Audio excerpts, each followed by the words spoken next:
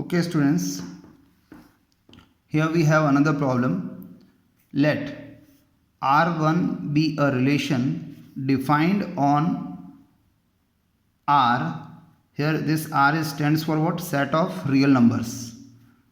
And the relation is going to define by R1 is equals to order pair A comma B is expressed with the help of condition 1 plus A multiply B is greater than 0. 1 plus A into B is greater than 0 for every A, B belongs to set of real number R. Then prove that the first condition A comma B belongs to R1 is true.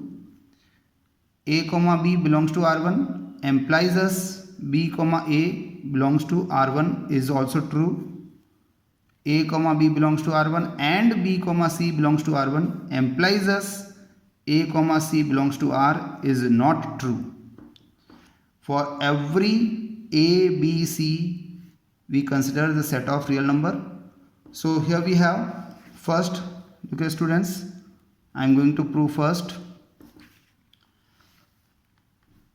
So if I say A comma A belongs to R1, then under this condition I can express it by the condition this 1 plus A into A means it can write 1 plus A square, and as you know that square of any quantity, okay, square of any quantity has least possible solution is what? 0.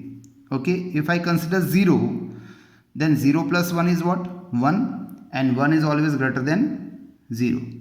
Therefore we can say this statement is true. Okay, is true. So this way we can prove the first condition. Second condition I am going to prove. For the second condition, if I consider A comma B belongs to R1, which implies 1 plus A multiply B, and 1 plus A multiply B is already given here with the condition of greater than 0, so it will be just copy, and this can modify such a way also B multiply A, then also it will never make any difference because A multiply B and B multiply A just interchanging the position, so it will remain again greater than 0. But when I look at the from angle of the order pair, A is coming first and B is coming at second place, and in the product here A is coming first and B is coming at second place. But because after interchange B is coming first and A is coming at second place, so if I follow the same pattern, then I can write it is B comma A belongs to R1. Okay, it means it is true. Okay, now the third, in this if I write A comma B belongs to R1, which means what? 1 plus AB is greater than 0.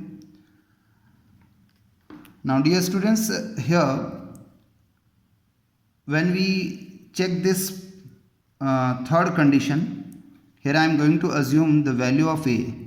Let A is equals to 1 and B is equals to minus half. I am taking a particular example here to make you understand easily. And when I put this value into this condition, then what value will become? 1 plus 1 into minus half. So it will be what? 1 minus half. It will be what? Half only, and half is always greater than 0. Okay, therefore we can say 1 comma minus half is belongs to R1. Okay, this is the one relation. Second, I am taking B comma C belongs to R1, which implies me 1 plus BC is greater than 0. Again I am taking example B, already I have taken minus half, and C is I am going to take a minus 2. Okay students, so when I follow this condition with this two particular values, then 1 plus B is what? Minus half. C is what? Minus 2. So 2 cancel, negative negative positive, so it is what? 1 plus 1, and it is what? 2, and 2 is what? Greater than 0. Therefore here we can say minus half comma minus 2 belongs to R1. This is second required. Now to check the A comma C belongs to R. Now A comma C belongs to R1. Okay, this is R1 here.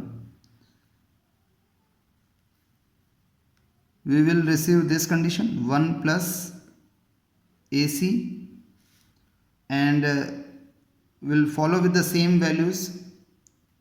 A is here what? 1, and C is I am taking here what? Minus 2. So with the help of this values, 1 plus 1 into minus 2, and as you know that 1 into minus 2 is what? Minus 2 will be what? Minus 1 is never greater than 0. Okay, therefore 1 comma minus 2 does not belongs to R1. Okay, therefore